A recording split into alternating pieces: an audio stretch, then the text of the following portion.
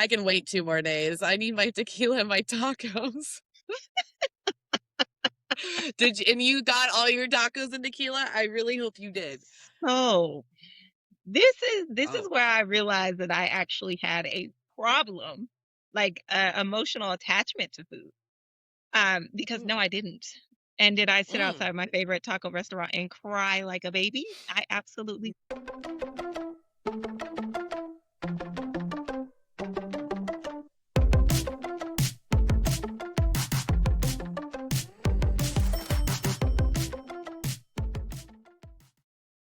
Welcome back to Our Sleeve Life podcast, and I am your host, Mel. And today it's fun because we have not only a Seahawk fan, not only a patient, but we have someone that's also an expert from Pop.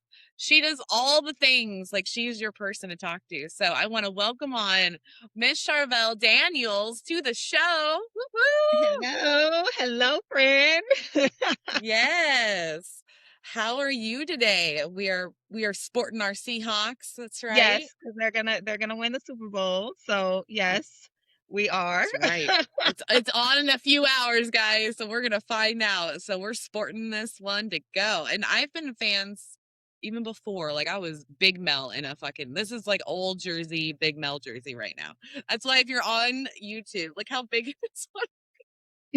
Like this used to be skin tight. Like that's what's wild here. Yes. So unfortunately, I had to get rid of mine because it was so big, and I just haven't Yeah, bought a new one. Being a former Pacific Northwest girly, it's yeah, hard to find them on the East Coast now. So especially I the am ones that I sure. want. So I need to get me a new one. I do. I do. Yeah, I'll have to get one for you. I'll send it on Well, I over. want a Gonna s- I see. want a specific person, so we might have to go Oh, online. We want to get a little let's old go. school. We want to take it back. You know what? I'm happy with that. With the Legion of Boom back in the day, they were like fucking perfect, I need perfect. to take So it back. I need to take it back. you're gonna have to come back to the Pacific Northwest, and we should just go to a game. That sounds Just like a saying. time. Just sounds like That a sounds great like time, a right? time. Yeah. There's So nothing like a Seattle game. There's nothing like it. the no, being part of the 12th man is amazing. Oh Not my gonna gosh, yes. lie. Yes. And We will I've been a have 12th man my whole life. Watched them all the way down into the Kingdom. Did you ever watch a game in the Kingdom? Ooh, I did not. I actually That's watched the Kingdom crazy. explode. Did you? Yes. Well, implode. It Wow. went in. Implode. Yeah, it did go inside. I watched it from my balcony as a kid. I watched it happen. Oh, wow. You go way back, Charvel. This is Yes, born amazing. and raised. Born and raised. That's what I'm loving about this. So we got to tell the fans in the audience. So guys, she had a bariatric surgery just like I did. Um, Mhm. when did you get it and what made you get surgery? Whoo! When Woo. it's craziness. So, uh, what made me get it? I was diagnosed pre-diabetic. Okay. I had started working with a nutritionist, well, technically a dietitian with the hospital with my um, family doctor. Uh, 2017, I was having problems with my thyroid, so it was all over the place. Okay. I have PCOS, so it was all over the place. So they were like, let's get, you fixed with your diet. Let's find the medication. Let's figure out all the things. And this was the Okay. first time I had like a family doctor that was like really trying to figure out what was going on because I would gain weight and then I would drop weight. And I would gain weight and I would drop weight and nothing would change. And so I was like, something is going on.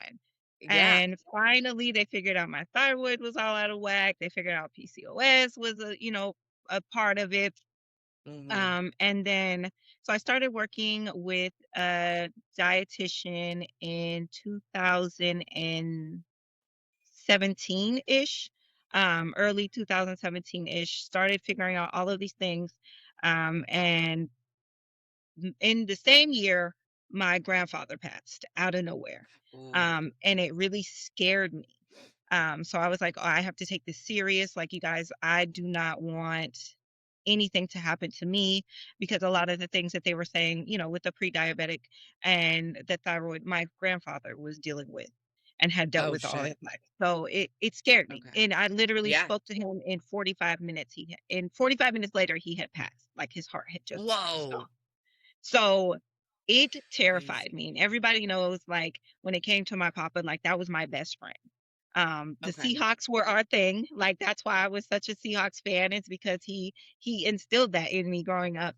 Um, so that really put a fire under me to really be on top of the people that were telling me what to do and really taking it serious. So that was 2017. I started that type of health journey, trying to figure out what the heck was going on. Then it kind of it got worse. So it was like Okay. I was following the diets, I was taking the medication. They were trying to figure out what medications I should be on. Some of the medications were making me lose weight, some of them were making me gain weight. So it was like I was Oh, shit. fluctuating. And then they Mhm. finally got it right to the point where I plateaued with my weight. But Oh, I never okay. made it to diet to be diabetic, but I just plateaued with my weight. And it was at What did 295. 295 was the plateau? 295 was the plateau, and there was That's like, wild. I'm following the diets, I'm doing the exercises, I'm doing everything. I'm on this medication, and they're like, well, it's the medication. That's why you're not losing the weight. Like, but without the medication, I'm gonna gain more You're weight, or gonna I'm gonna gain like weight, it's gonna it just wait. I felt like a lab rat, but I was just like, I'm okay, sure. what is the next thing I can do? And a friend of mine from school, she had VSG, and Okay. she was being very successful with it. And so I had called her and we had a conversation, and she explained to me, because I was like, in my mind, and I know a lot of people think this, in your mind, you think of weight loss surgery and you automatically think you have to be 600 pounds plus, right? Yep. Yep. We all went through it. So in my Mhm. mind, I'm like, girl, how did you get that? Like, you weren't that big. You didn't have, what, explain to me. It was, Yeah. no, explain it to me. And so she explains it to me, and she's like, girl, just call your insurance, see what they're saying, see what's covered, kind of just dive into it. And so I Yeah. was like, okay, like, why not? What can it hurt? And so I called, and they were Right? like, oh, You've already done all the other things, yeah, so I'm might like, as what else well. can I do? So I Yeah. called, and this was 2019. I called. They were like, oh yeah, it's 100% covered. All you need is X, Y, and Z, or you need this, that, and this. And I was like, well, I have everything on both Well, lists. So what do I like? Like check, check, check, check. damn. And so they were like, okay, these are the surgeons in your network. This is where you can go. And so literally, if you drive out of my neighborhood and you get to the stop sign, right across the street is a surgery center, like a weight loss specialist surgery center. And then What? we're in network. So I was like, oh, well, I already know where to go. So Yeah. I was excited, but I was nervous because I was like, how do I what's next? Like what does Yeah. this look like? And so I called them. They were like, "Oh, well, we do these webinars and seminars, and you come in and you sit with our dietitian, you sit with our surgeon, and we do it as a group setting and go over all of the different surgeries and what we think would be best for you, just kind of like an educational thing." And Yeah. they were like, "We require you to at least do 3 of them before we go forward with surgery." And I'm like, "Okay, cool. How do I do it? What do I do?" Yeah. And so she's like, well, you'll sign up and we'll do them once a month. I was like, okay. And the craziest thing is that after I had called and I got set up, I met with them. That was in July of 2019. I literally was flying home from Seattle, flying home, landed, and went straight to that appointment. Oh, wow. Yeah. So You're I like, had went "We're doing home, like, this." we're doing this. I had went Yeah. home, and the craziest part about that trip home was we all have that one kind of picture in our mind, or that picture that was taken of us that we kind of go back to when it comes to body Oh, yeah. dysmorphia, right? So 100%. a couple of those pictures were taken on that trip, and as I was on that trip and pictures were being taken and I'm being shown these pictures, I'm like, oh my god, yes, I am going to be the first person at that appointment at the door when I get in, because those pictures made me so sad looking at them. Yeah. And I'm like, going home looking like this, oh, I'm come when I come back, it's gonna be a whole nother person. Like that was in my mind. Like, no, when I come back, this is gonna change. And so I went, got the education. Now I understand there was multiple different surgeries. There's multiple different things like that. Yep. Um, Started their program, did what I needed to Okay. do with them, with all of my insurance requirements. So that was July all the way up to December. I was taking their classes, doing everything required of my insurance, and the nurse called me in December. So now I'm 6 months in. The nurse, well, technically 5 months because I didn't count the first one. And the Yeah. nurse called me and was like, "Hey, just want to let you know the surgeon is covered under your insurance, but our surgery center isn't." That seems weird. So where they actually performed the surgery was not covered under the insurance because it was tied to a hospital. Okay. So she's So like, what the "So hell? yeah, so the surgeon is covered, their program is covered, but the actual surgery was not covered. It was not in network because it was connected to a hospital that wasn't in network. So I would have had to pay out of pocket for the surgery. And I just did all Right. this work. And I was like, what? Like, Yeah. what do we do? Like, what is this? And I'm like, so can you help me? Like now I don't know. Now I kind of felt defeated. And I feel like a lot of patients get there and they feel Mhm. defeated, right? They Oh, for You sure. Because you go did to all that that work. first appointment and you get handed a stack of papers, Yep. figure out what you want to do, figure out what's required, and then make sure that you get it all done within a certain amount of time. Make sure that you hit the deductible and you're doing this and it feels like they hand you a stack of no's. And Yeah. then it's like you hit all these different things and it's hard to do. It's hard to find somebody who will certify you as not crazy to have bariatric surgery, right? Because that's how I thought Yep. about it. I was like, what do you mean I have to be certified? I have to meet with a psych person? Like I am Hmm. a little crazy. I don't know. I know. I was so worried because I was like, what happens if they uncover something I don't know? And maybe I'm Right? not supposed to have the surgery. Maybe I am cray cray and I don't know about it. And then Yes. mine was only a 15-minute call. So then I was like, oh, this is totally fine. That Yes, was it mine was a too. 15-minute in person. He asked me like 7 questions and was like, all right, done.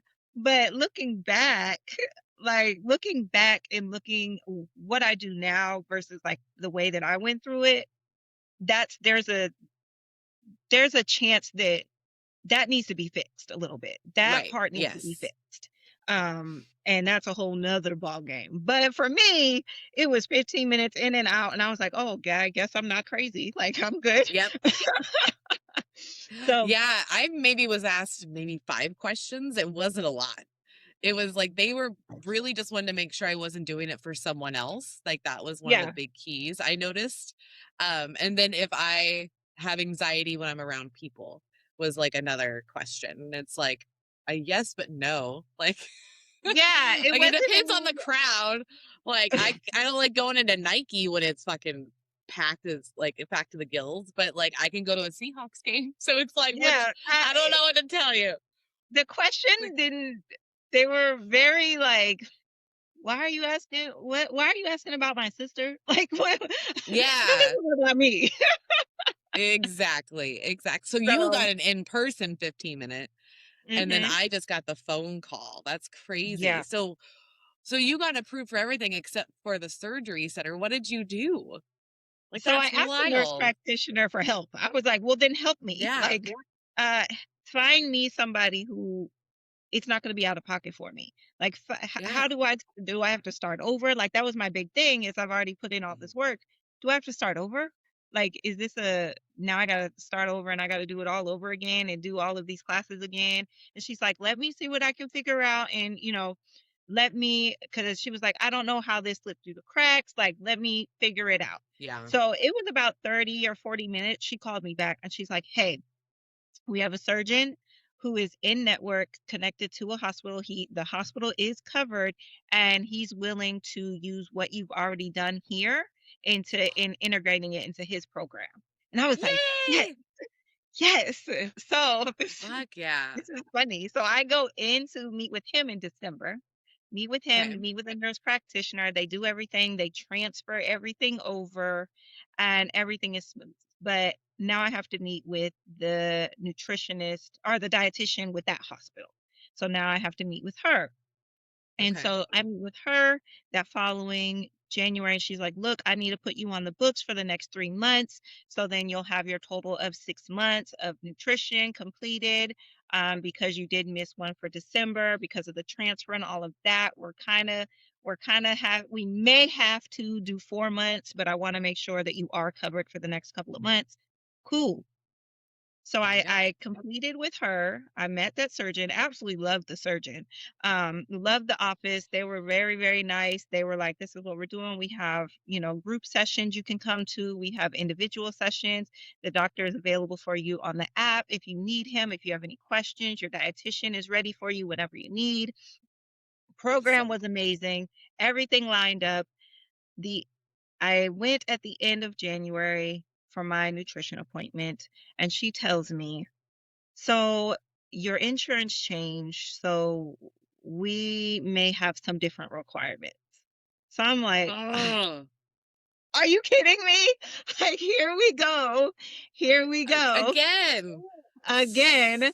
And I feel like every patient deals with this. There's always a here we go again. Like, oh God, what did I Yeah. miss? Or, oh, we get to that point. So I'm just frustrated because I'm like, yes, I know my insurance changed, but I didn't realize the benefits are changing and, requirements are changing. They updated whatever it is that they needed. So I'm like, okay. She's like, we're going to keep your appointments on the books. We'll figure it out. She calls me a week later and she's like, hey, I have good news for you. And I'm like, what's up? Oh, She was like, well, your insurance has changed, but the requirements actually, you only need one nutrition appointment. no And I was way. like, huh? I was like, what? And she was like, yeah, you only need one nutrition appointment. She was like, now it does take effect in February. So we're still going to meet with you in February and still keep that, appointment set for March, just in case, things aren't, aligned correctly. We don't want to miss anything because they've already said if you miss another one, then you have to start over. So I'm like, okay, Oof. we're just going to keep it. It's fine. Everything is Mm-hmm. fine. That was mid-February.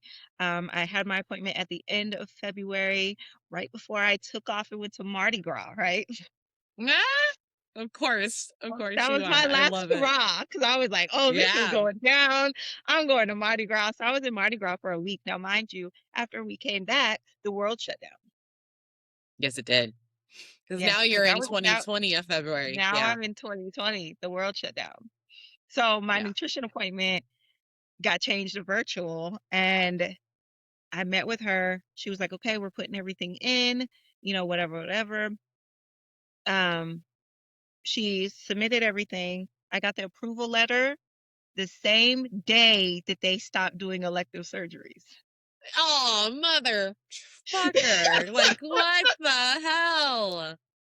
The same That day. same day, my insurance approval letter with my surgery date for April 16th had came in the mail and it wasn't happening.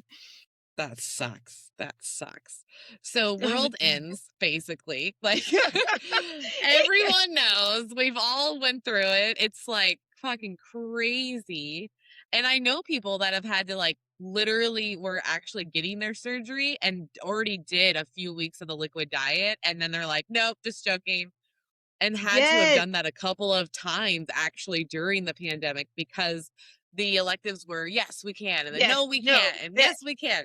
So what did you have to do? Because I think you got your surgery in 2020, didn't you? I did. Yeah, yeah. So So what I the hell did you called have to and I'm do? like, where y'all doing this at? Like, because, and she's like, oh no, we're just gonna have to reschedule.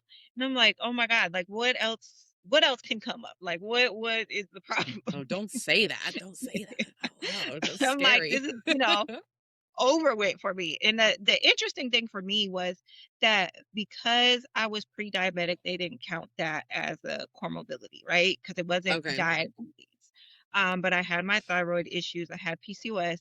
Uh, but adding those together and then my BMI requirement was 40.1. I was at Okay. 42.1, Oh, then but you're I good. couldn't gain any weight. But if I lost the weight, they would have took the approval away. because I would have dropped my BMI. Oh, that's So, scary.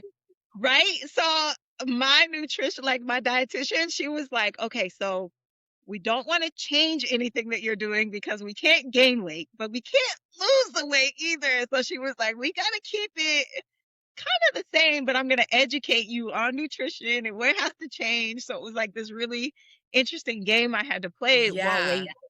while waiting. So I waited. It was like the last week of April. I get a call and Okay. it's the surgeon's office. They're like, "Hey, elective surgeries are happening first week of May. Um, Dr. Terracina, he wants you first."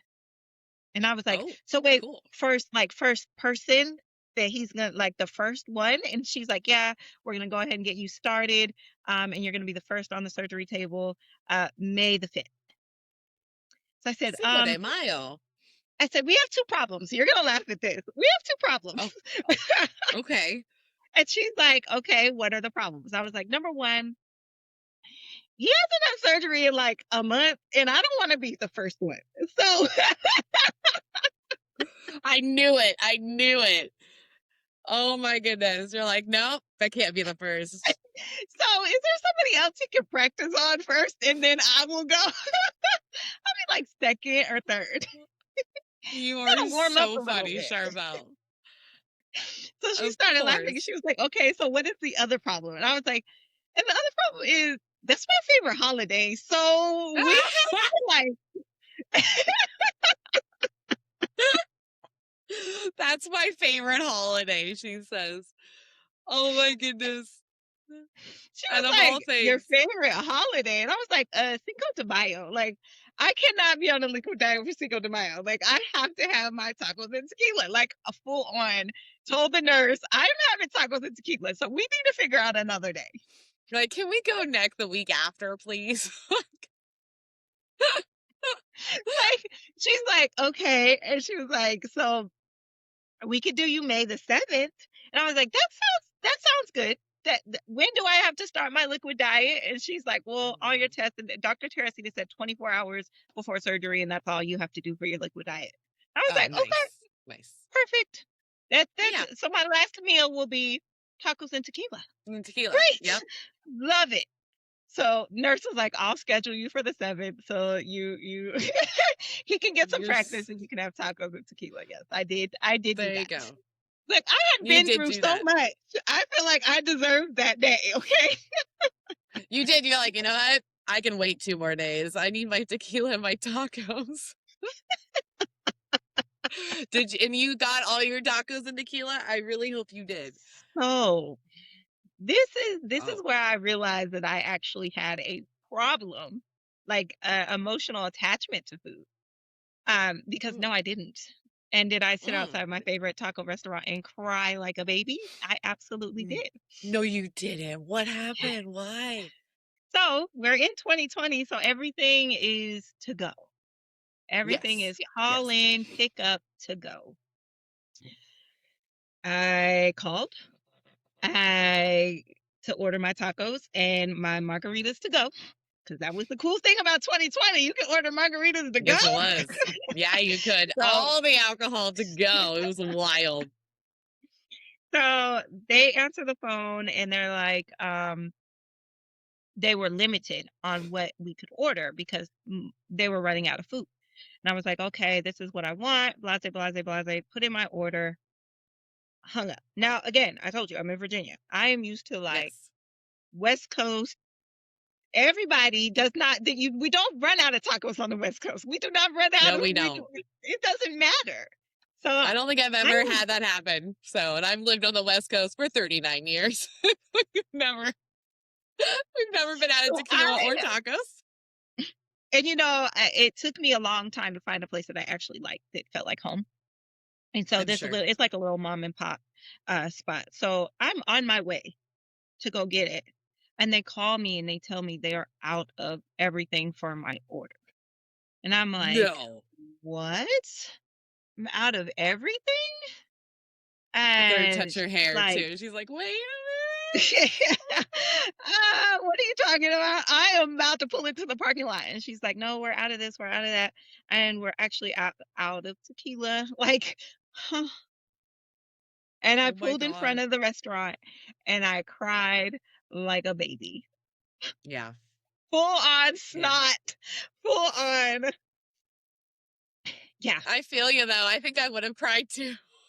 Because that was my last, like, when you get ready for surgery, right? And you're like, what's going to be my last hoorah meal? What's going to be, Yeah. what do I need to get in? Some of us have food funerals where we are food tour and all of Yep. that. Like, this was the only thing for me that I wanted. I was just like, this is what I want. Because in my mind, again, this is going to be my last time ever eating it because here I am naively going into surgery thinking I have Yes. a list of foods that I'll never eat again, right? We all had it Oh, like, would oh yeah, we'll never be able to eat this, we'll never be able to eat that. So in my mind, I was like, this is gonna be my last hoorah. Feelings hurt. yeah. Feelings Yeah. hurt. I Well, yeah, because I cried. was gonna say, so many people have food funerals. That's normal. Don't think you're weird Yes, because you have those. A lot of us do, and it actually kind of helps your brain understand, like, okay, we're gonna put you aside for right now. We're working on me. We're doing these things. yes. I think they're great for people. Some people get made fun of for them, and I hate that you do because it really helps people like go through the grieving process of food because Hmm. I didn't know I had a problem too for like, I mean, I knew, but then like when you know, and then you're like, I'm just gonna hide that in the back of my mind. Because Yeah. one time I cried because Eric burnt the garlic bread. And I was fucking like, all I wanted that day was the A garlic bread. garlic And bread. that's, yeah, like he made spaghetti and meatballs, whatever. But I'm like, I want this fucking bread. And it's Yes. because he walked away from the oven and for too long fucking burnt the shit and I cried. And he's like, are you crying over bread? And I was like, I might be. I think I am. And he's like, do you want me to go buy more garlic bread? And I was like, yes, please. And don't burn it this time. I'll watch it. It's like, but that's, you don't realize you have an emotional attachment to something until something happens to it. And you're Yes, like, oh, until shoot. it's unavailable. Yep. Yep. And it was It's, actually my friend who I originally talked to about having surgery, who I called. Um, okay. outside the taco restaurant. Now, mind you, me and her, like growing up, I've known her since the 8th grade. Growing up, like that was our thing. We used to skip school to go eat. Okay, like that was our thing. All right. And So she so gets it. she knew my heart when I called her. Like she was like, "It's okay. You'll be able to eat tacos again." Like she talked me off the ledge because she was the one who's already gone through it, and she's Yeah. successful. And I called her because she also had the tie to tacos, like I had the tie to tacos. So, and she's Hmm. like, "Girl, you make some bomb tacos. Just go to the grocery store, get the stuff, and make it yourself. Just make it yourself." Like she Ooh, got me smart. together, and I was like, you know what? You're right. You're right. Yeah. I can make it myself. I don't know why, like, I don't have an emotional tie to this restaurant because I'm in Virginia. Like, this is Yeah. just the one that feels like home the most to me. So, you're right. I'm just gonna go home and I'm gonna make them myself. I'm gonna make my own margarita. I'm gonna make my own tacos, and I'm gonna have my own little, you know, the Cinco de Mayo celebration for myself. Yeah. And those Did tacos you were do good. it? Okay, I came home and I You made my did. tacos and they were good. Fuck yeah. The I margarita, have to the know, margarita was even better. was it heavy handed Very tequila? You're heavy-handed. like, I can pour as much as I want because it's mine. I love it. So Mine. I have to know what goes in your tacos. Everybody's a little different. What's in your classic Charvel taco? Now, what are we talking? Are we talking like chicken? Are we talking carne asada? Are we talking, you Well, know, what did you have? What shrimp? was your goodbye taco? Did you have a I one of did each? I did a carne asada and I did a shrimp taco. Hell yeah. So it's Hell two yeah. different. So of course Yes. the carne asada was just the carne asada, um, cilantro, onions, corn tortilla, fried up, real nice, lime, a Yeah. little tapatio, and then some tahine. Oh, you're classic. You Classic. are You classic cannot mess carne with it, asada. okay? And then the shrimp is just the grilled shrimp with a little shredded cabbage and then the white spicy sauce that I make that's delicious.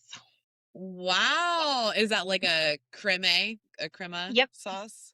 yep. Nice, nice. So yep, Oh my those goodness. two. Now I want some tacos, and I'm sure I'm definitely gonna have to have a taco while I watch the game. And that's the Yes. deal, is that like I know a lot of our brains are like, I know mine was like, oh my God, I can't have bread anymore. I can't have rice anymore. I will never be able to have a soda again. It's a bunch of lies, guys. Like Yeah, it you is a will bunch of lies. eventually, it's just a bunch of lies. You just don't have that for the first year, basically. Like Hmm. some of us extend them. Like I didn't have mozzarella sticks because that was like my problem. Anywhere Yeah, I would go, you have to recognize your trigger food as well. And yeah. so So that is restaurants hard. was people ordering mozzarella sticks. So I actually went 2 years with no mozzarella sticks. And I went a year and a half with no soda. So like you can go like whatever you want to do with that one item, Hmm. because there, yeah, like Charvel was saying, there is trigger foods. There's certain things that Hmm. one I can't even have in the house, so that I can't have cookies in the house. And I even tried this past weekend. I was like, you know what? They're Valentine's Day cookies. Like Yeah. it should be fine, right? No, no. I will be honest. Within 2 hours, I had 6 cookies. So And they are not that's allowed also in the house. something that I say is really good to do is to tempt yourself. Let's see if I Yeah. can do it. Yep. Instead of because what I am the person that's like moderation, moderation, moderation, right? But you Yeah. can't just jump into moderation. You have to know how to get there. And Yeah. seeing if you could do it and then learning, hmm okay, yeah, no, it's not time. Nope. And Not I time. say there's a list of I have a list of no foods and then I have a list of not right now foods, right? And so I have Yes. to make Yes. 2 different lists in that first year. Like, hmm okay, this is a not right now food. Maybe we'll try again in a couple months. And Yep. then the no foods, I found out it was just like certain ingredients within that food that I cannot have. So I don't want to say it's like no. So it's like aspartame. I learned anything that has aspartame in it, I need to avoid. So finding Okay. out exactly what is in what is triggering my heartburn or indigestion or triggering, that's important. But That is what very you're important. saying is you tried and you're like, okay, nope, not right now. It's never a Still can't do no, it, but it's guys. just not right now. No. Yeah. 10 years out, still can't have cookies in the house. But you know what? We try every once in a while. Let's see if I can. But But that's I good can have, though. yeah, I can have rice. Rice is back in the mix because I used to make like a cup or two of rice for myself. So Mhm, now it's like literally it's like a quarter cup of rice or a half a cup of rice that's on my plate. So it's like mhm. such a huge vastly difference. I realize I don't have an emotional attachment to rice. It's definitely cookies and bread. So that those are the two. But guys, you have to like go through this process to find out what are your trigger foods and what aren't, because I didn't believe I was an emotional eater. I was like, I don't cry and eat, so I can't be an emotional That eater. part. Like, yeah, And I find didn't out you're an understand emotional it. eater, and like you find out you're an emotional eater by sitting outside a taco restaurant crying. Yes, yes. So You that was don't my know. aha, like my aha moment of girl, what is wrong with you? Like I can get this fixed. So, Get this well, fixed. yeah, because that's the deal, guys. Like, they can fix your stomach. They can Yeah. teach you all the things, but you actually have to do the work between the ears. Hmm. That's the mental health work. I am so ashamed to say I didn't see a therapist for 7 years. So I really, really wish I would have gone right after. Like Yeah. there was no requirement for me to. It was just like the 15-minute call. That's it. So, but I really wish I did, because I was having breakdowns in my hallway, panic attacks because I can't eat something because I'm mad at something and now I can't feed myself. And now I have to cope, and I don't know how to cope. I'm just You don't crying know in the how middle to of my handle hallway. those Yeah. feelings. Yeah. Yeah. And Yeah. that's important. And so literally because of that, and I told myself in that moment I need to fix this. That's the only way I'm going to be successful, is I need to fix what's going on up here. So when I went in for surgery, like COVID, so I had to go, they, I had to get dropped off at the back door, go in the back door Oh my God. by myself, went Yeah. inside, went inside, sat in the room alone, like 30 minutes alone in a gown. I went into full panic. There it was gonna be like Tupac. I was finna walk out the back door in that gown. I said, nurse, if you don't give me something, I am walking out of here, butt cheeks out and all, and I'm out. I'm going home. I can see you doing it too. 100%. She was like, somebody's got to give her something because she gonna leave. And I was like, if you guys don't do it, I'm leaving. And so they Mhm. did. I calmed down, went into surgery. And this is a funny thing. So they must have had a conversation beforehand because the anesthesiologist had jokes. So the Oh. anesthesiologist sees me and we're in the OR. And this is all I remember about the OR. We get into the OR and he's getting me lined up and he says, so I heard you like tacos and tequila. Ha! Yes. They definitely talked about you. Yep. They're like, we're about to go have surgery on a lady that canceled so she could have tacos with tequila 2 days ago. And I said, Oh. I do, sir. And he goes, were they good? And I was like, I don't want to talk about that. So, because That's fair. this is where it was. Like when I was in that crying fit, one of the things that came out of my mouth was, I canceled my surgery for this. I could have been started my journey. Like I went down this whole rabbit hole of like guilt of doing it Yeah. and it was like, oh my gosh. So here I am in the OR and the anesthesiologist is making a joke. And he's like, well, I'm going to give you the best margarita you've ever had. And then like Yeah. shut me up and I was out. It sounds like you had a great team. I love I that they have did. your humor because, like, Yeah. you need that. You need that for Yeah, sure. it kept me calm. I mean, whatever else they gave me, but it kept me calm. It Yeah. kept me Yeah. calm. So it was a good experience on my end, other than it being COVID, and I was terrified that I was Right. going to catch COVID in the hospital. Um, Hmm. surgery went well. They found a hernia, which explained a whole lot on like my really bad acid reflux and heartburn that I was having before surgery to where it Okay. was at. Where I was like, I didn't know I had one. They were like, well, we didn't know either, but we fixed it. Nice. So Nice. that was Did you nice. get VSG or did you get RNY? I had VSG. VSG. Okay. So So when they yep. went in, they found like a hernia, like a high, was it a hiatal So one or? hernia, high, Yeah. I can't remember the name of it. Right? I Yeah. can't say it right. So I'm like, that I one can't. actually makes your heartburn worse, right? That's what you're Mhm. saying? Mhm. Yeah. And the placement of Okay. it, wherever it's pushing, I guess. And so it was like on my esophagus somewhere weird. I'm not quite sure. Cause I was when they told me I was off of anesthesia. Okay. They told me and Right. I was Yeah. exactly back. That's fair. That's I, fair. I mean, anesthesia, look, I forgot I had a husband. Okay. That's how well anesthesia that margarita hit me. Oh shit. Oh shit. You're like, wait, I have one of those? Cool. I'm in the recovery room and my room phone was ringing and the nurse was like, are you going to answer that? I was like, nobody knows I'm here. And so she answered it and she was like, it's your husband? And I was like, oh, oh yeah, I have one. Yeah, I'll take it. And I get on the phone and he's like, you have one? And I was like, oh, hi, hi. I'm high. Sorry. I The forgot. anesthesia worked a little too well. Sorry. I didn't even know I had kids. I had no, I was like, I forgot. I didn't know. Nobody knew I was here. because you had kids prior to surgery, right? You Yeah, have two kids or just one? just this one. One. Just that's right. Me and you, one and done. One and done. One and My done. my kind of lady. So you had a kid, you had a husband that you forgot for a hot second. what weight did you finally like go into? Because you said you couldn't gain, but you couldn't lose. So like I stepped on that scale at 295. I maintained it. 295. 295. Look at Apparently you. I'm real good at eating the same things.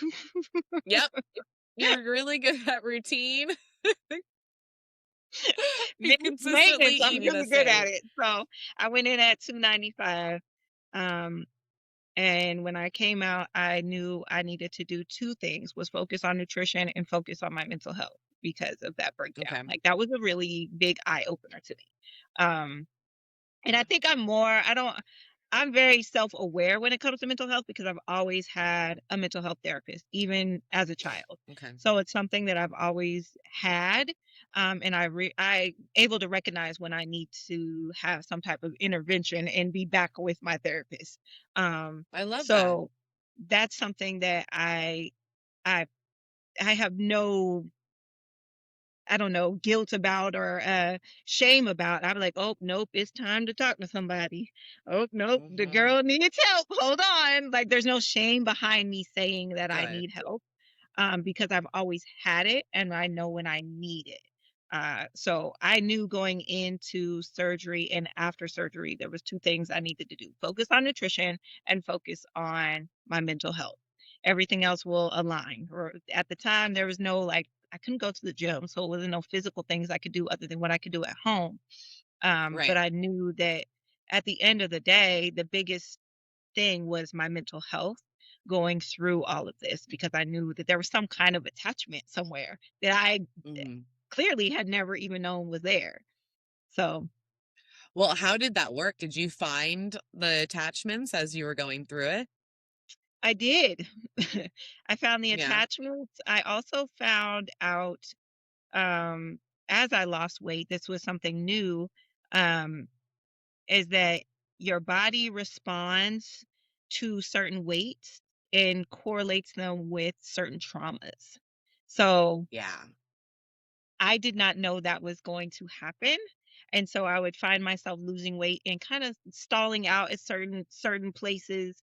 And within that certain stall, it wasn't necessarily I changed anything I was doing with my food. I wasn't doing anything different.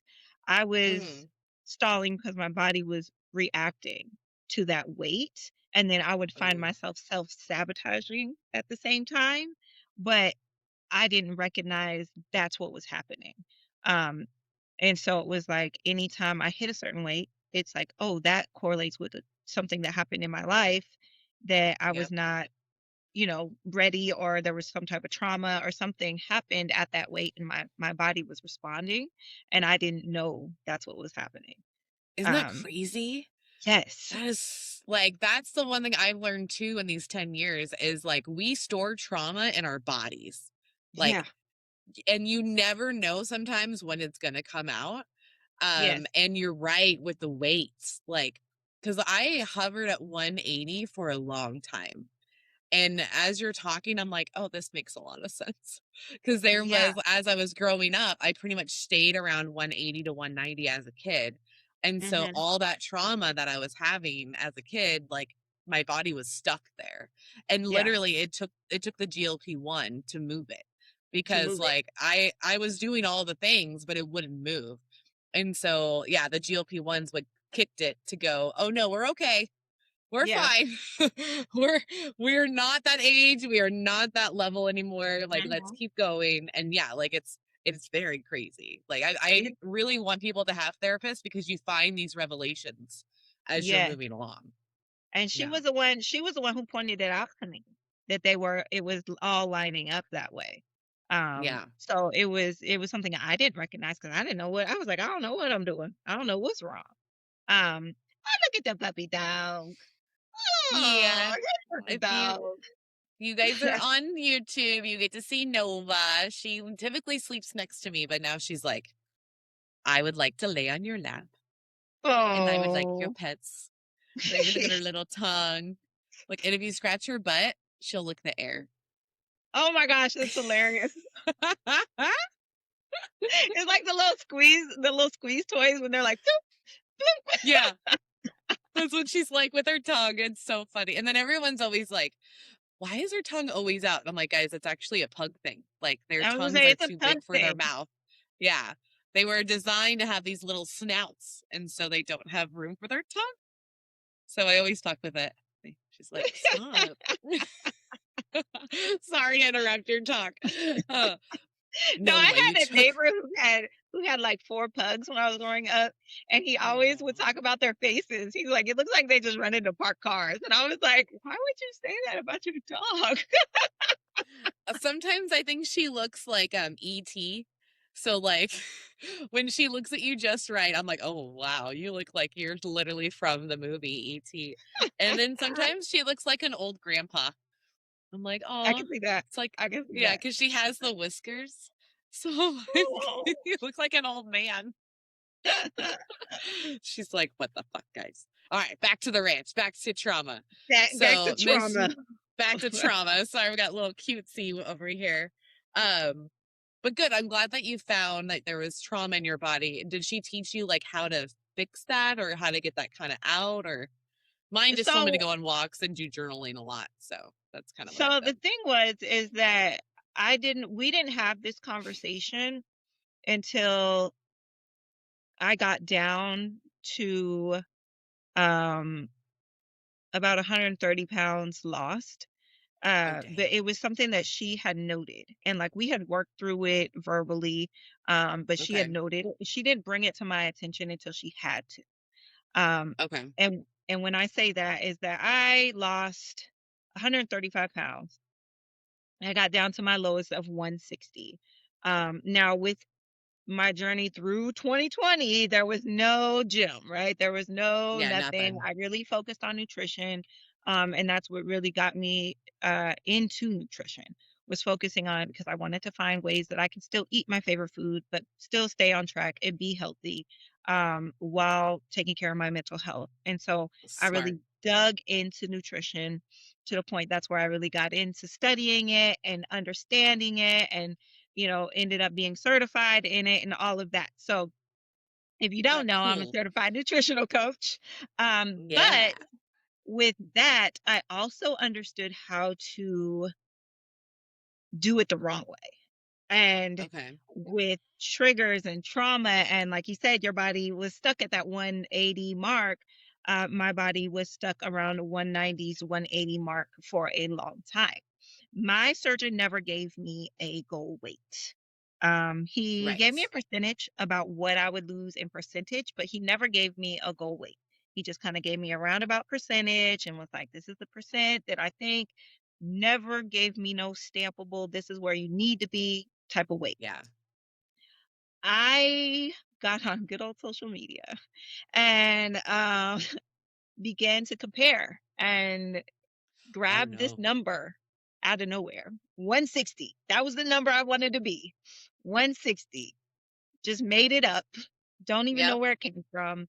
So I understood nutrition. I understood the good, the bad, the ugly. I had these triggers that were, traumas that were happening at these certain weights, and I was stuck. So in my mind, I knew how to do it the wrong way, and I did it the wrong way. So I Okay. tapped into having an eating disorder, trying to Oh, get it no. down because you start this journey and all you hear is lose, lose, lose, lose, lose, right? Lose, lose, lose, Yep. lose, lose, lose, lose, lose, lose, lose. You can't, there's All no day long. lose, lose, lose, lose, lose. And I know for me, when I stepped on the scale and saw 295 pounds, in my mind, I had to lose 295 pounds to not be fat. Right? Isn't that wild? I thought the Isn't same that is thing. Like, so you go into this and you're losing. You're losing that first year, like left and right. You sneeze and you're losing. Like it is just falling off of you. So you're like, it's working. I'm about to lose this 295 pounds. Now I've got a goal number that I've snatched out of the air and I'm stalled.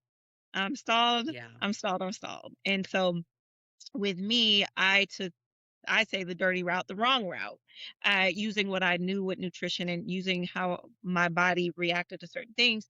I knew that I could get to that weight and I did it the wrong way. And so where it became very scary is when I got down to 160. Um, Just like I had my aha moment at 295, I had my Right. aha moment at 160.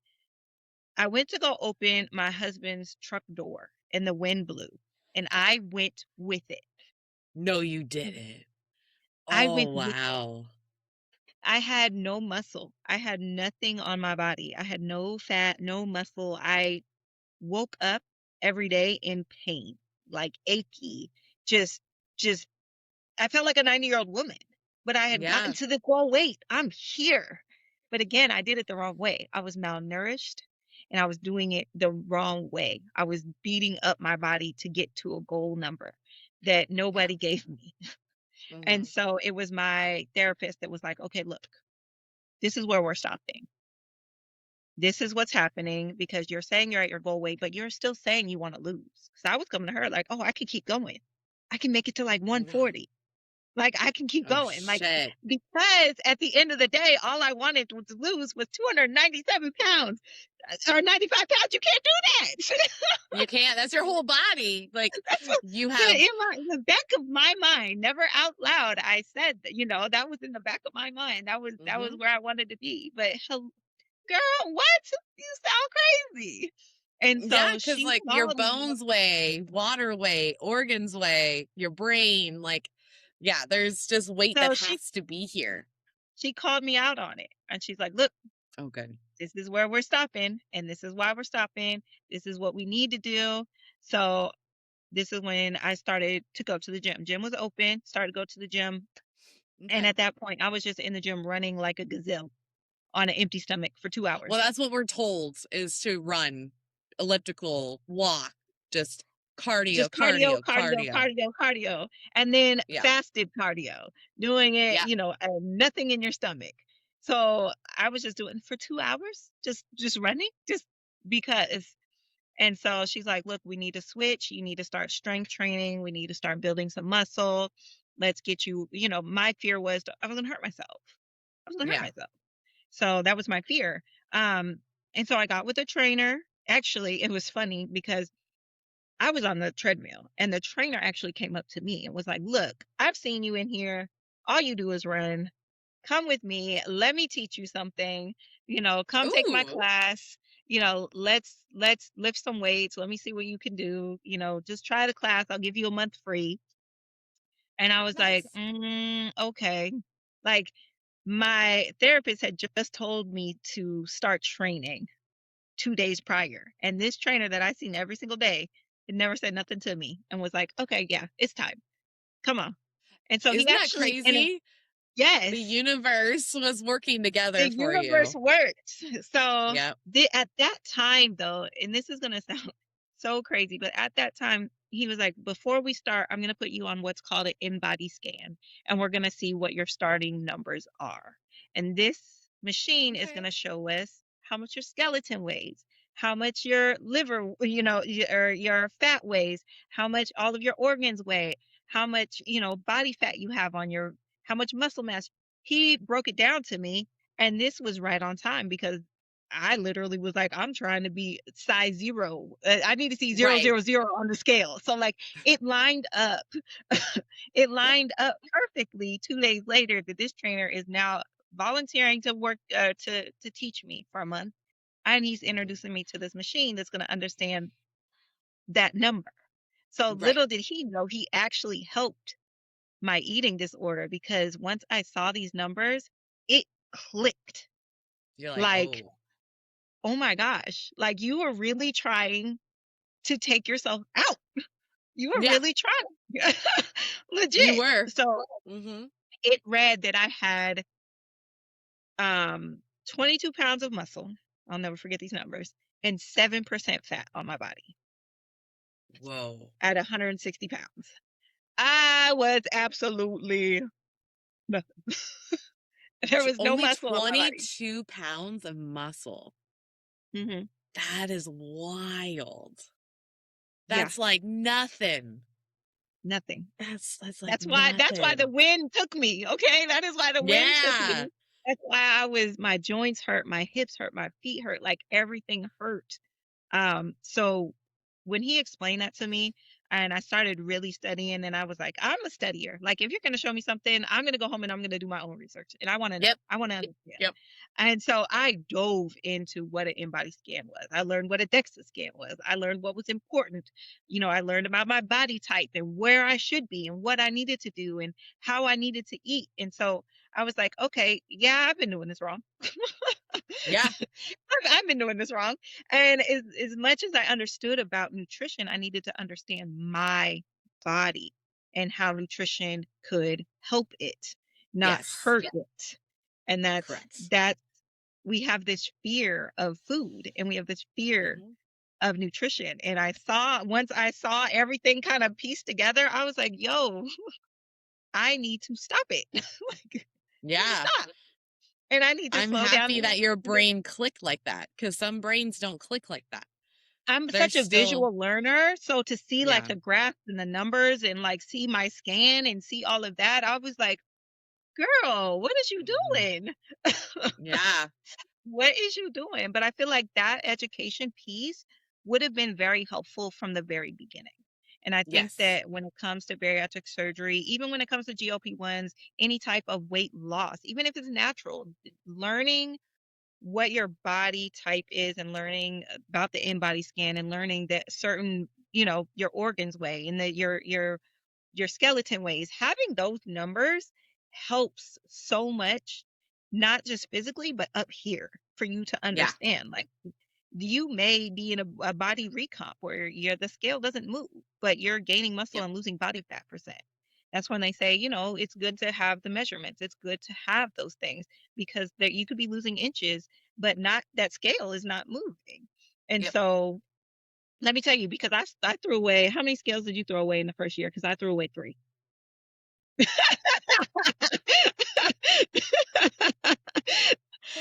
I threw I away have three of them. not. I will be on. I've never thrown away a scale, but I understand the reasoning behind it. I never got that mad. I never I got that threw mad. away three of them. Okay, three scales just straight to the trash. It went. Why did you throw them away? You were just mad at the number, or what was going on in that brain? I was mad at the number. Well, the first one I felt like it wasn't accurate. And so I threw it away and I ordered another one. And then I became Ah! very obsessed. I became very obsessed with it to the point that I was hiding it from myself, but I was hiding it. So Mm. I was still finding it. Ah! You goof. So I threw it away. And then the last one I threw away is when I was becoming very like super obsessed with it, getting on it multiple times a day and trying to weigh myself like in the morning on an empty Mhm. stomach. And then if I had a bowel movement, jumping up there and seeing what it looked like. If I, skipped my whole meals for the day, what did it look like? Like I started to try to play with it in that way, in an Yeah. unhealthy way. And yeah, my therapist told my husband to throw it. Oh, So I didn't throw that one away. He threw that one away. he threw that one away for you. He threw it away. Can you can you explain to those that don't know? Like I know what these are, but like can you explain what the DECA scan is? Like what do you have to do to take the scan? Whew, so the DEXA scan is a really, really first of all, the DEXA scan is expensive to do. I have never done one. Let's just be Okay. completely honest. So that is really, really expensive to do, but it's very, very accurate. So it's gonna give you the measurement of how much your muscles weigh. It's going to give you the measurement on how much your organs weigh. It's going to give you a measurement on your body fat percent, how much muscle mass you have, where you carry that muscle mass, where you carry your Mhm. body fat percent. It's going to tell you if you're hydrated. It's going to tell you if Yeah. you have high proteins. It's going to tell you if you have enough electrolytes in your body.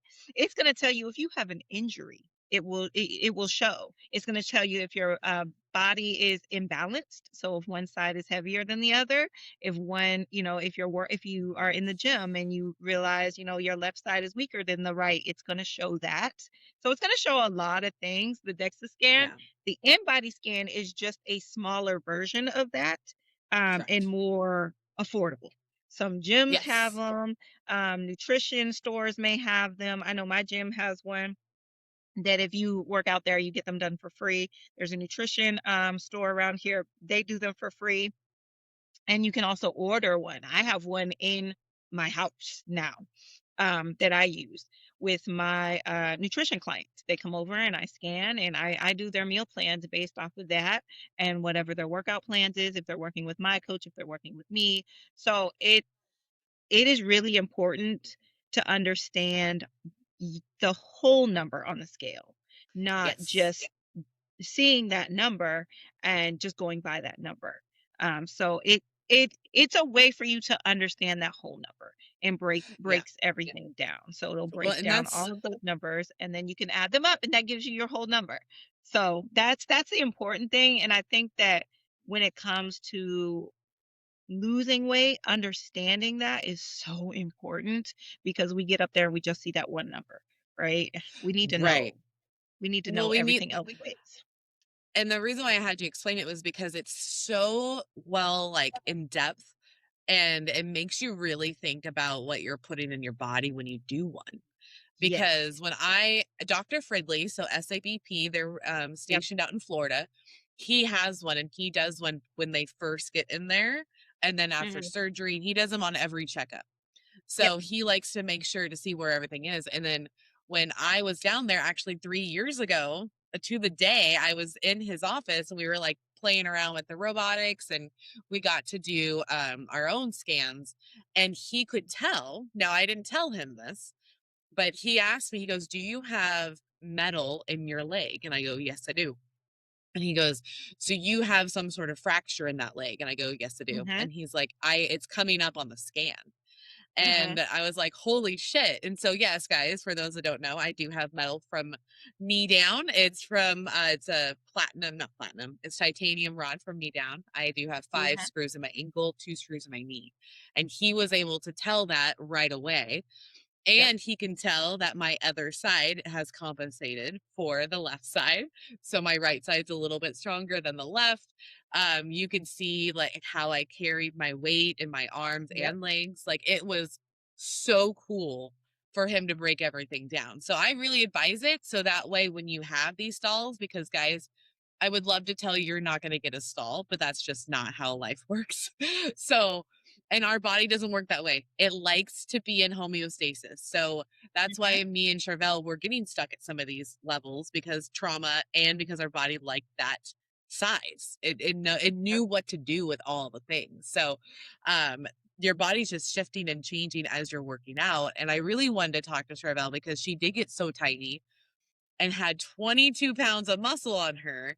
But this woman now has three competitions she's about to do, and she Yeah. has muscle like crazy. She has the booty for days that we all want. So I want you to explain that mind shift. And what did you do? It sounds like you went to this guy's class and probably fell in love, but I want to know from your story, how did you go from I'm running and I fly away in the wind to now I'm sturdy as fuck and you can't push me over. I would say I went from one extreme to another, right? You So did. I went You did. from obesity to having an eating disorder and being paper thin, and then from being paper thin to now powerlifting. Yes. So there's multiple journeys within your journey, and I say that all the Yes. time. It's not just one journey. There are so many Mm-mm. layers. So yes, I got deep into the gym. I took his class. I learned my thing was I want to learn form because I didn't want to get hurt. I didn't have any muscle. So I Yeah. mean, give me the smallest weights and teach me the form. And as I worked out with him and started working on form and things like this, things like that, like just trying to figure out what exactly I wanted to do. I really fell in love with the weights. I fell in Okay. love with body recomp. So now I'm not dealing with just the eating disorder was done. Like it was literally, it clicked and it was gone. Like I was like, oh, I need Oh, to be I love strong. that. Like now I'm addicted to being strong. And so Mm-hmm. um I really focused on the in-body scan and I used that to my advantage. I was like, all right, this week I'm doing this workout and I'm lifting this much weight. This week I'm doing this much and I'm lifting this much weight. So then I gave myself a goal when I started to lift weights, was to build as much muscle as possible, tone up as possible, as much as possible. Um, and with that, I also started dealing with the loose skin. So there's that. So Yes. becoming a gym girly, now I am in there, I'm sweating, I'm moving these weights around, I'm learning all of these things. I'm paying attention to my muscle mass, but the one thing that's in my way was the skin. So Yes. eventually I did have the skin removed because of rashes, smells. I was tired of being in the gym and having a cheer squad. Okay, Yeah. it was clapping for me. I appreciate the support, but it needed to go. Um, Oh yeah. so Again, that's we normal. that Skin, is very normal. loose skin will happen and it will clap back and it's just cheering you on. It's just It's all just it's cheering doing. you on. That's all. Yep. And so I went down that road, which was a whole nother journey because I had gotten so strong before plastics, and built so much muscle before plastics. I was actually told when I met with my plastic surgeon, I showed him a picture of before I started working out to the point that I was when I walked in his office, and I was up about 15 to 17 pounds um, Okay. from that point. I showed him a picture of how small I was, and he flat out told me I would have not done surgery on you. I would have had you gain weight. I would have Wow. had you in this gym gaining weight. He wouldn't have done surgery because of one, how I looked like I was malnourished. You looked at me and you saw Yeah. that I You could tell. Yeah. but he was like, "You wouldn't have been strong enough to recover." And so that is important because a lot of people will take themselves too small and then have to gain weight or be right there. So that's something I talk about with all of my patients is, just be very careful about how small you actually get because sometimes you may be too small. Yeah. You may not It's true. be able to recover. And Yeah. with my malnourishment, there would have been wound breakdown. There would have been all of these complications I would have had. And so once I had skin removal, I really started focusing on the weights again. Um, Okay. my goal was to lift what I used to weigh. That was my goal. Wow. So you That was wanted my to goal. live 295. I wanted to lift 295. So when I started before plastics, Woo! I had originally had started and was like, I'm going to lift as much as I've lost. And I did that. And then I said, I'm going to lift as much as I weigh at this moment, which was 175. I did that. Okay. So I had at that point I had gained about 15 pounds. Then Yep. it was okay, now from 175, I want to lift how much I used to weigh. I want to know how that feels to hold it in my hand. And I Yeah. tried to do it before plastics. I got 285 before plastics. And Woo! then I tried, I worked out until the day before I had plastic surgery. And the day before I I had believe plastic you. surgery, I tried to lift 295 and I couldn't do it. I didn't do it. Now, tell people what you mean by lift. Are you bench pressing? Are you No, this deadlifting? was a Are deadlift. you That was the deadlift okay? specifically. That was the Okay. deadlift specifically. Now, this whole time that I was doing that, I was training with one particular trainer.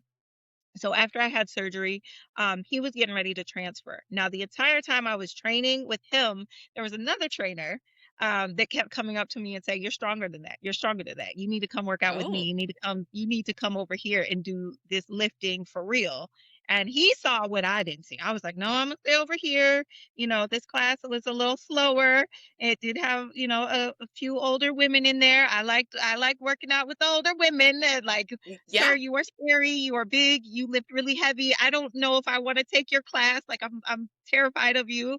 Well, after surgery, the trainer left and I came back. I was cleared and I came back and he was like, "So," and I was like, "Okay, you got me now." I was like, "But I Yeah. have to tell you, like I gave him my whole spiel. I just had surgery. I'm very scared to lift.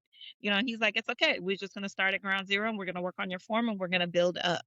So I had surgery in October, then started with him in January. I was terrified to lift after plastics. I was cleared to lift, but I was terrified. Um, and we slowly worked up, and by March, I was lifting 300 in a deadlift. So Whoa! I Wow, look at surpassed that. what what I was doing. But also what I found out was while I was in recovery, I actually gained 5 pounds of muscle because I was working so hard before surgery and not giving my body enough time to rest. They Yeah. say rest is important, right? Yes, Well, they I got the do. rest in recovery, and my body actually recomped in recovery, and I built muscle. So the amount of skin that they took off of me was the same amount of muscle as I grew. So my weight didn't change. That's wild. They took 4.5 pounds of skin off of me, and then I gained 5 pounds of muscle. Look at that. So, That's yeah, did that fuck with your head or were you okay with it? Because I think I would have I been was okay okay with with that it knowing because it I was understood the muscle. numbers now. Yeah. Yeah. I understood the Good. numbers. So when I did that last scan before I went into surgery, and then when I did that scan when I came back fully cleared and recovered, I was like, "Oh, okay. Well, I guess I needed that rest." Like, Yeah, you now while I'm did. in recovery, yes, the worry while in recovery is losing progress, right? That was Yeah. my biggest worry, was I was going to lose progress. Like, I had gotten all the way to 295 as a deadlift, and I lifted all this other weight with squats and bench, and I had done all of this stuff. I was scared that I wasn't going to be able to lift it. Well, come to find out I could lift it. I couldn't get out of my head because I had Yeah. surgery. Right. And Right. so and I say this all the time is just take your time. Like, give yourself grace. And at that moment I didn't give myself grace because I came back and I thought I was going to get in there and do something. Girl, that gym humbled me the first time I came back after surgery. I walked out of I'm that gym sure. 20 minutes later and was like, I don't know whose gym that is, but it wasn't the one I picked. I was like, wait, You're like, but no, this is not my gym. What the fuck? but clearance No. doesn't necessarily mean you're ready. And so I always Right. tell all of my patients that you may be cleared, but just make sure that you're ready and give yourself Yeah. grace going back in. And I know for a fact that my surgeon was completely right, that if he would have did the skin removal at 160 pounds, that I wouldn't have walked in that gym. I Not like would that. still had I would have had complications. There would have been Mhm. issues. There would have been all these Yep. things. So there's that. And so since what was that, January of 2023? Yeah, 2023. Yeah. So 3 years I've ago. been me and my coach have been locked in together, and he I don't kn from there, it was just like, "All right, we're doing competitions. All right, you're signed up for a powerlifting competition. Let's go. Now we're in How'd doing that another feel? one. Now you're How'd doing it feel another to do one." your first one? How was My that first first one one, was man? actually really fun. I was Good. it was really, really fun. We did it for charity, and we did it, with the Special Olympics. So that was actually really fun to do, that first one. And then the second this Yeah. and then because we did that first one, our team actually set some records with that one. We were actually invited by, the world's strongest woman to compete in What? her January of last year. So we drove as a team. We all went up to Baltimore and lifted with what is her name? Tamira Wilcox. Tamara Wilcox. And is she the strongest woman So in the if world? strong two-time strongest woman in the world. Yes. So she had Yeah. reached out to me and was like, "Hey, we're doing a comp. I see your team doing big things down there in Virginia. I want to invite you guys up. Let's go." So 6 of us went up there and got to share the platform with her, which was amazing. That was the Yeah. best time ever because, like, who gets to say they got to share the platform with the world's strongest woman? Like, what? You And do. Just and you. like we got to talk to her. She gave us pointers. Like, she was watching. She was watching us lift and like was in it. And I was just like, oh my God, this is amazing. Um, so there's that, and then we've just kind of hit the road from there, and our team has made a lot of progress here in Virginia. We've set some state records, some national records. I'm going after a national record in June. Oh my God. I'm so excited. So yeah, that is I one extreme to the Can next. you, So yeah, now I how, competitively powerlift.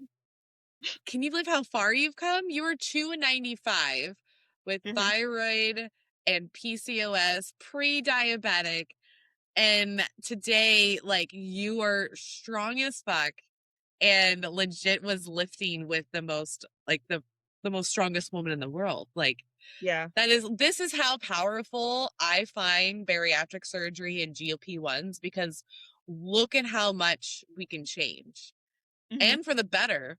Like, Yeah. look at how much knowledge you have now. Look at how much strength you have. Like, it's insane.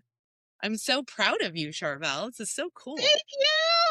It's been a wild ride, but hey, I'm in it. I'm in it. You are And in that's it. why, and I've always loosely shared my story on Instagram. I've always, been I say I'm the behind the scenes warrior for all the patients, right? Like She is. She is. I have my hands in a lot of things, and I know a lot of people, but I'm very behind the scenes in the support area, right?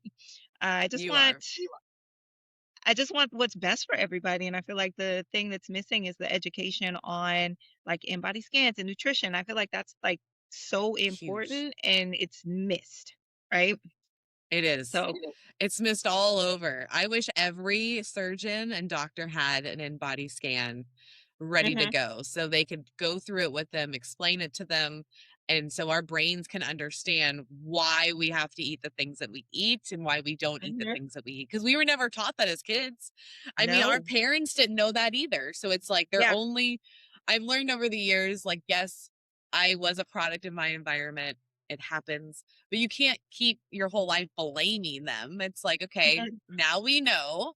Now we have to shift and learn and then reteach the people that are around us and our kids. And it sounds like you have a great support system. Am I wrong? It sounds like you had a pretty cohesive support system Yeah, around you. yeah, my support system has always been behind me, so I don't have, Yeah, even when it came to my bariatric program, they were supportive. I was even through COVID, they were doing the Zooms and they were sending videos, and I was able to get, my education pre-op and do all of my, pre-op appointments via Zoom. If I Some of them I had to go in and get labs and things like that, but I've right. always had a good support system, even down to my mental health therapist, my trainers, like everybody's kind of just jumped on board and been like, all right, this is what you need. I feel like I have the right people in place. And I think that's important to It's have key. like a roundabout support system. You can have support, but if they don't understand it, what you're going through, then that's a little different. You can have someone cheering you on and like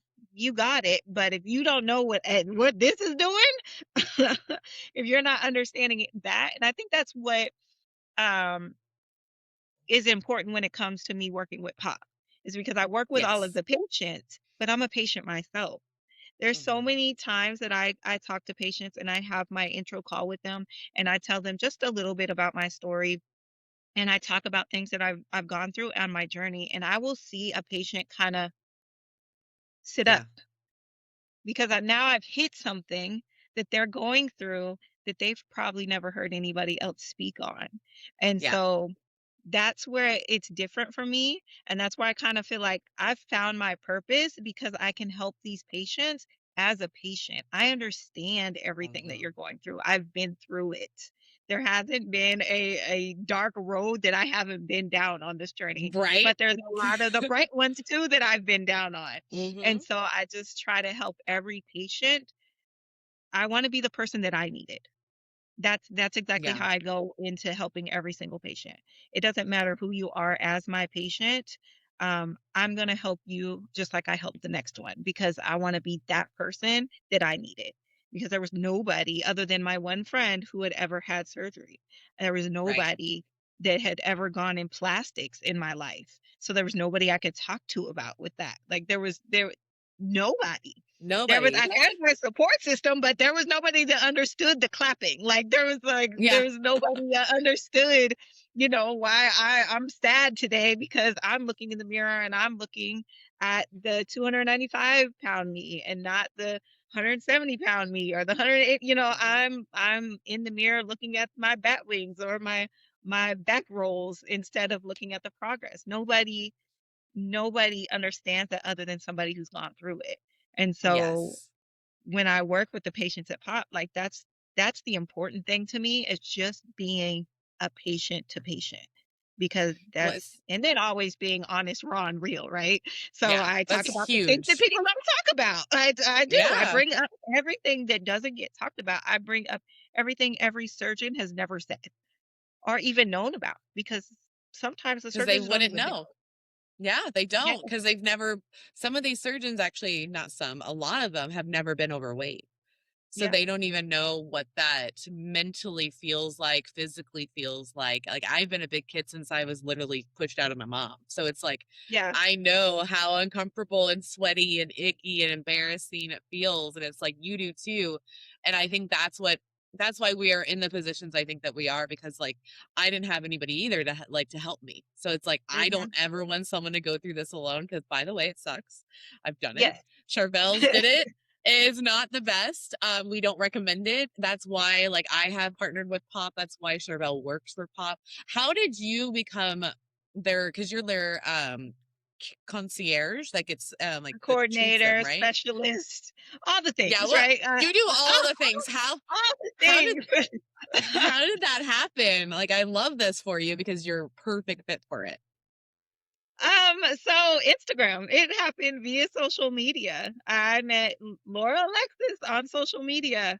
And I interviewed for Pop and I came in, funny thing is I came in as an assistant to the PR director. So how to kind of position the company in public relations and things like that. And then as I started working for the company, Laura would come to me with a question or um, like, hey, what do you think about this? Or what do you think about that? And then it really turned for me to become more patient facing because of the conversations her and I have had in that moment. And then working with Dr. Smith and speaking with Dr. Smith and talking with him. And it just kind of turned into like, you know what? She needs to help patients. She doesn't need to be in the Yeah. back end. She needs to be in the front end helping patients because she understands what's going on. Um, and because I've had so many different ups and downs with insurance and all the things that I went through in my journey and trying to deal with the insurance and the unknown, becoming a coordinator I was able to help a lot of people with their insurance and what's covered and what's not and what do you need. And then I've just kind of grown this position into what it is because there Yeah. wasn't really an outlined idea for it. I mean, there was an idea for it, right? But it wasn't really outlined on what needed to be done. And because I'm a patient, I knew what needed to be done for the patients. And Hmm. so that's kind of how I got into the coordination and the concierge and like what a concierge will do for a patient. What did I need done for me? And so that's kind of how Yeah. I outlined it. And it just grew from there. But So what literally is it? Oh, sorry. Instagram. Instagram. I love it. That's literally, guys, check your messages because JBY Yeah. is on the rise and I'm going to be getting volunteers. This is where you want to look. It's going to be on Instagram. It's going to be on TikTok. Like you Mhm. guys like check the newsletters out. Like there's a reason why we tell you guys things because we're not just posting things up and lying about like, oh, there's an opening or there's something Yeah. you can help with. Like these are real posts, real people behind them. And like, what is it like? So say if I sign up with Pop, how do you like, are you the first person that calls? Like, how does that work? So you'll go through what is so like a consult. Like what is it that you're looking for? What do you need? What Okay. is it that you need help with? Are you looking for a surgeon? Are you looking for a bariatric surgeon? Are you just looking for support, accountability? What are you looking for? And it's all based off of what you are looking for. Okay. And so yes, your consultation most likely will be with me, if not another concierge. Um, 90% of the time it's with me. So Yep. you can request though. You can request. So you basically get a plan built for you. What do Okay. you want? And sometimes you don't know what you need. So then I will Mm-mm. say, well, tell me your story.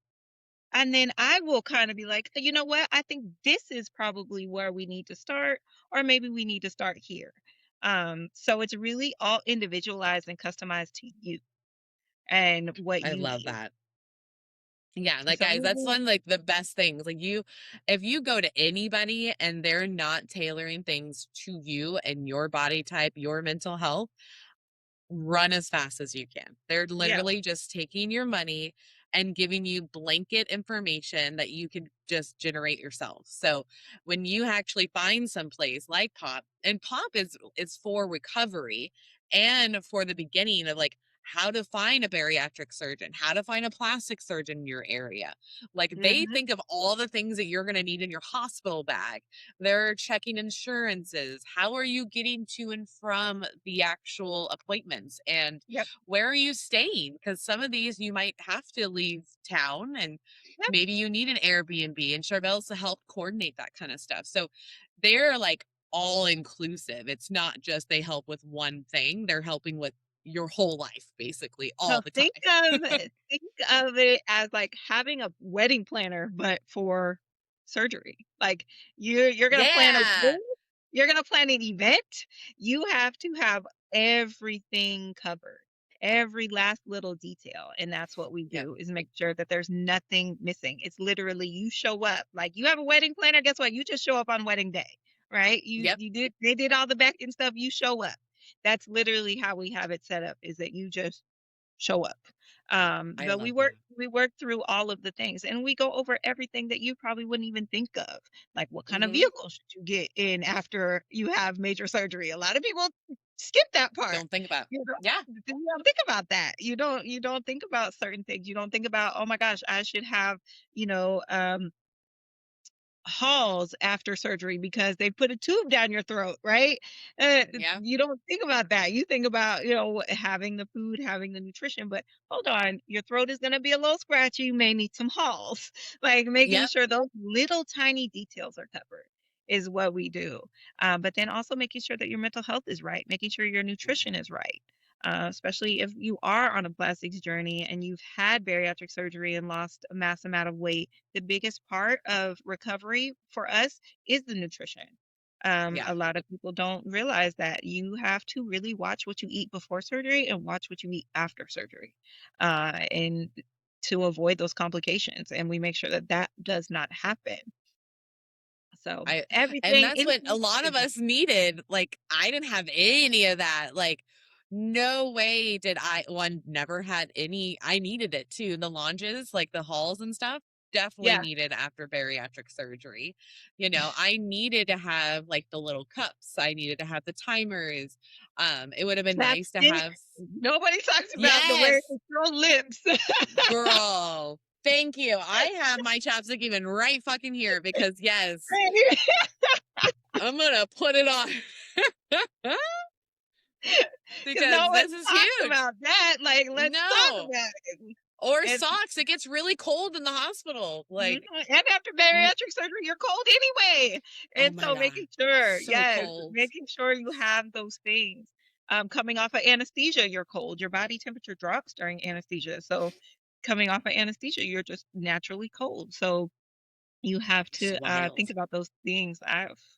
There is some I'm so things. glad they have you because you've been through both. Like, Mhm. you know all the ins and outs. And it's nice to be able to talk to someone because I've done the call that she's talking Yeah. about.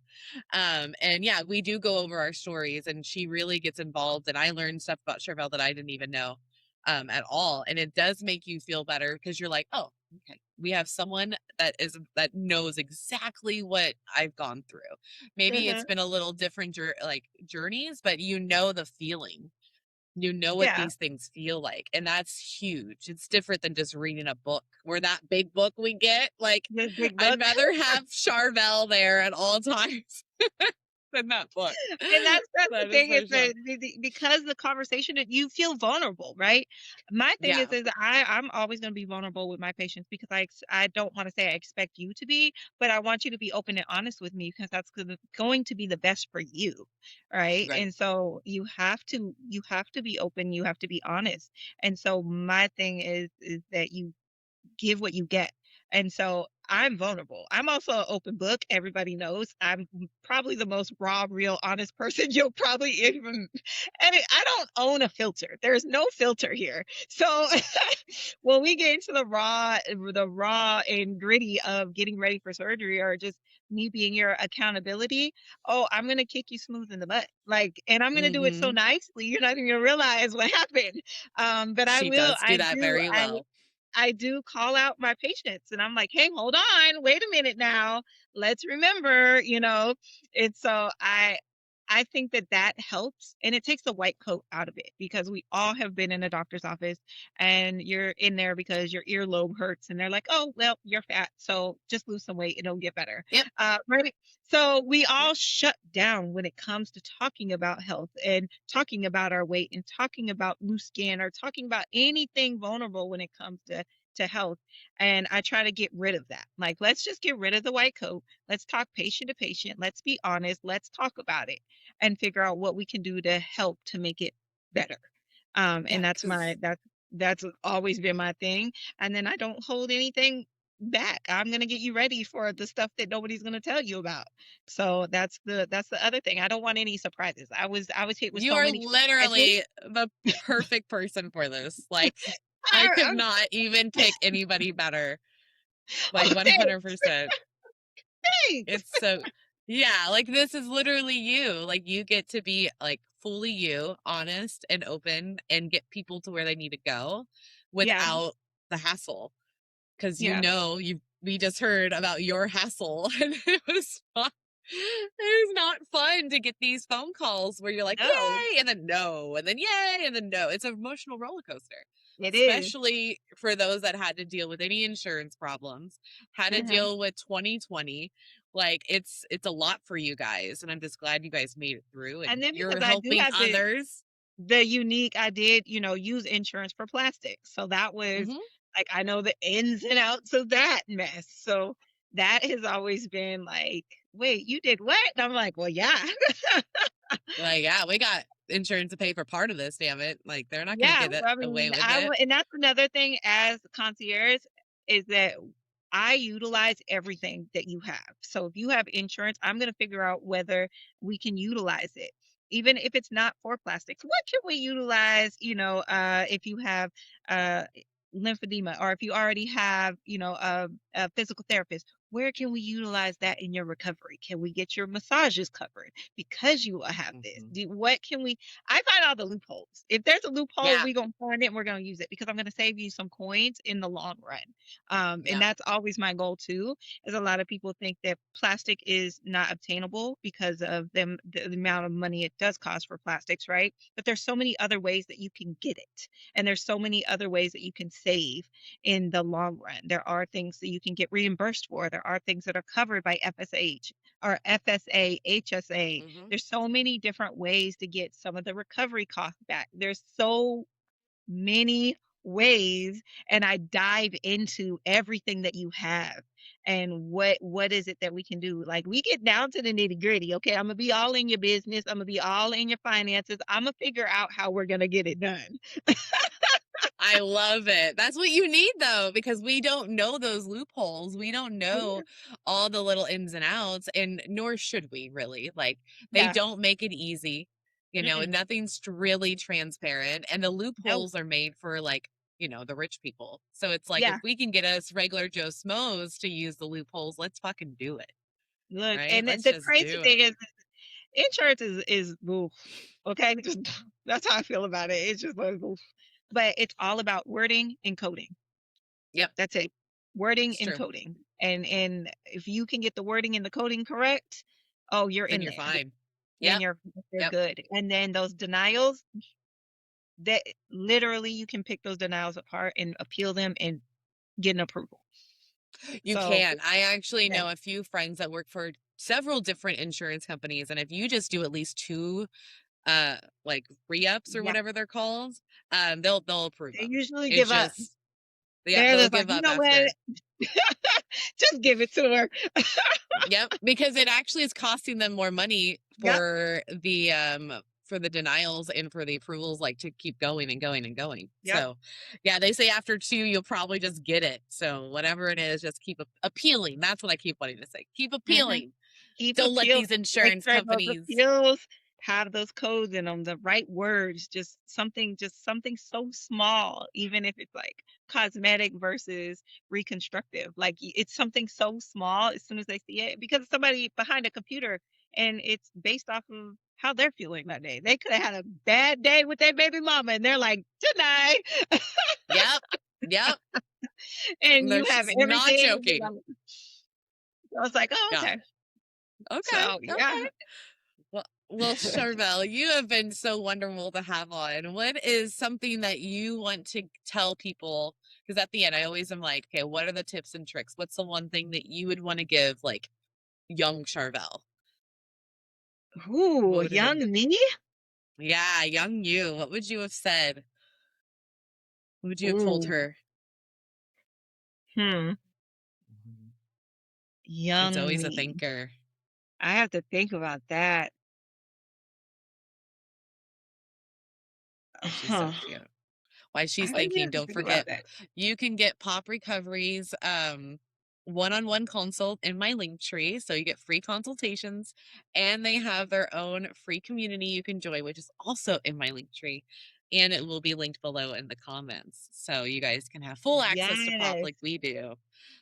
Let's see. S- Did Charvel come up with something? I would say I need to give yourself grace. Okay. Give yourself grace, and you are stronger than you think you are. Give yourself grace, but you are stronger than you think you are. Um, Hell yeah. to keep the promise that you make yourself. Like that's another thing. It's like you make yourself a lot of promises. Keep them. Keep Keep them. them. Yeah. And I kind of want to play off of that a little bit where, you know, how we're like, I'm very prideful in my word. If I give you my word, I'm going to do it. Right. Mhm. So, and I know a lot of us are like that. So it's like, if you give your words to yourself, it should be the same. Mhm. So think about that. I like how you said that. So one thing I do with my patients, and I do this with myself. Everybody sets goals, right? Yes. Everybody has goals. Set standards. Ooh, yes. Set standards. So we Standards. all know you go to work, you get hired, and they give you a policy book. In that policy book, there's standards in which you have to uphold to keep the job. Write your Yes. own policy book and keep your own standards. That's Mind it. blown. That's it. I Goals love are it. great, but goals are movable. You can Yes. uphold standards for a job, you can uphold your own standards. And so that's something that I do every year is just kind of go over my own policy book. What are my standards? Did I hold myself accountable? And what do I need to change, or what can I do to do better, to be 1% better than I was? So have those standards and hold those standards, keep those standards, because at Ooh. the end of the day, you are your own self, right? Yeah, you have to live with yourself. So if you can look yourself in the mirror, like, Mhm. can you or can you not? Like, that's a big tell. And Mhm. this is like a perfect way to end it. Thank you so, so much, Sarvel, with your wisdom, all the things you've been through. It's amazing. And don't forget, guys, like, get your water, get your protein, and get your Pro Care vitamins. I got them right here. Use Mhm. OSLP for your discount and get your mental health checked. It's very, very important. And lastly, don't be an asshole to one another. That Bye. part, Have a yay! yeah, right? That's If a you round guys of need anything, applause. we are here All, all week if you need us. all me. I'm also in the pop community, so it's like you were talking about. I am now over there, very very active. We're doing a 30-day challenge right now too. So yeah, Ooh, you fun. want a taste of my realness? There you go. I'm over there, kicking butt to all my patients in there, so that's gonna be fun. Oh, fuck yeah. See, challenges, guys. You would be surprised how much you can actually do with your body. Once your like mind and body kind of connect, you're like unstoppable. So go hang Yes. out with Charvel, do that challenge. And again, we'll see you next week. If you need anything, let us know. Bye. Go go Hawks. Go home. That's right. Thank you for joining me on this episode of Our Sleep Life podcast. Don't forget to head over to my YouTube channel, hit the subscribe button, and follow me on all the socials so you stay connected. And remember, until next time, keep shining bright.